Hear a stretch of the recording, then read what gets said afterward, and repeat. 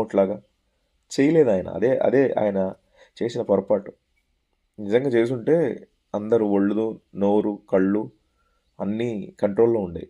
లేకుండా తప్పిపోయి ఉన్నాయి. ఎందుకంటే ఆయన మనల్ని అంతగా ప్రేమించాడు, అంతగా నమ్మాడు, నా బిడ్డలు అని అనుకున్నాడు. కానీ ఆజ్ఞాతిక్రమం చేసుకుంటూనే ఆదాము నుంచి ఈ రోజు వరకు 2024 వరకు మన బ్రతుకులు మారపోవడానికి కారణం మన నాలుక.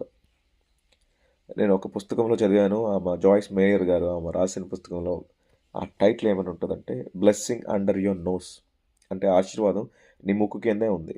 ఎందుకు మనుషులు ఆశీర్వదించబడట్లేదు అంటే వాళ్ళ నోట్లో నుంచి వస్తున్న ప్రతి మాట వాళ్ళ జీవితాన్ని నడిపిస్తుంది.